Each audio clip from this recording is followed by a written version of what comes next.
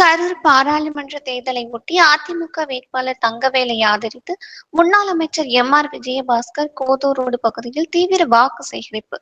தமிழகத்தில் ஒரே கட்டமாக வருகின்ற 19ஆம் தேதி பாராளுமன்ற தேர்தலை ஒட்டி அரசியல் கட்சிகள் தீவிர பிரச்சாரத்தை மேற்கொண்டு வருகின்றனர்.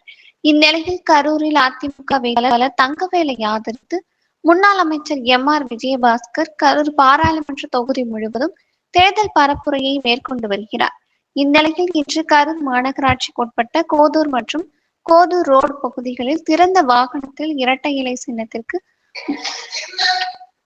முன்னாள் அமைச்சர் எம்.ஆர். விஜயபாஸ்கர் வேட்பாளர் தங்கவேலுடன் தீவிர தேர்தல் பரப்புரையை மேற்கொண்டார். நிகழ்ச்சியின் வேட்பாளர் தங்கவேல் மற்றும் முன்னாள் அமைச்சர் எம்.ஆர். விஜயபாஸ்கர் வரவேற்க அப்பகுதி பொதுமக்கள் ஆலத்தி தட்டுடன் நீண்ட வரிசையில் நின்று வரவேற்பு அளித்தனர். அதைத் தொடர்ந்து பேசிய முன்னாள் அமைச்சர் எம்.ஆர். விஜயபாஸ்கர், அதிமுக ஆட்சியில் காலத்தில் கொண்டு வரப்பட்ட பல்வேறு பயனுள்ள திட்டங்கள் தற்போது திமுக ஆட்சியில் 3 விழா கண்டுள்ளது.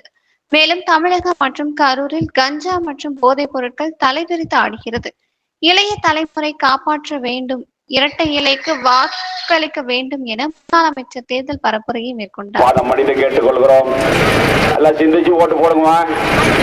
விடியல தருகிறேன்னு சொல்லி திமுக ஆட்சிக்கு வந்து புரியுதா? அந்த அம்மாவுக்கு பாத்தீங்கன்னா இவ்வளவு நேரம் நின்று பேச சொல்லு பார்க்கலாம். எங்காவது ஒரு பாயிண்ட்ல நின்று பேச சொல். வேணா எடுத்து வண்டி நிக்க சொல்லு, நான் பேசுற பதில் சொல்ல சொல்.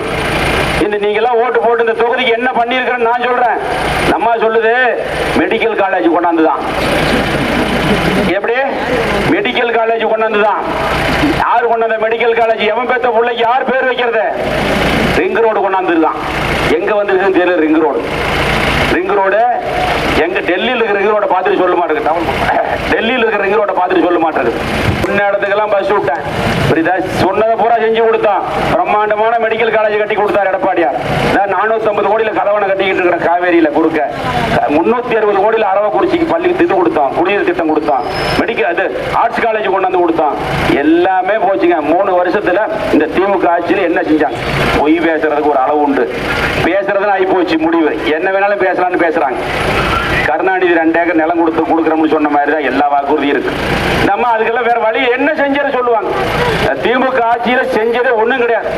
பொய்யை மட்டுமே முதலீடாக இருக்க செய்ய சொல்லி ஓட்டு கேட்கிறாங்க. அம்மா ஆட்சி வரணும், மீண்டும் எல்லா திட்டங்களும் கிடைக்க வேண்டும் என்று சொன்னால் உங்களுடைய பொன்னான வாக்குகளை இரட்டை இலை சின்னத்தில் முத்திரையிட்டு வெற்றி பெற செய்யுங்கள். இதே மாதிரி முதல் பெட்டியில 3வது பட்டன், முதல் பெட்டியில 3வது பட்டன் பாத்துக்குங்க. அதனால ரெட்டலைக்கு ஓட்டு போடுங்கம்மா, சிந்திச்சு ஓட்டு போடுங்க. பொய்ய சொல்றான், பேசுறது பூரா பொய் தான்.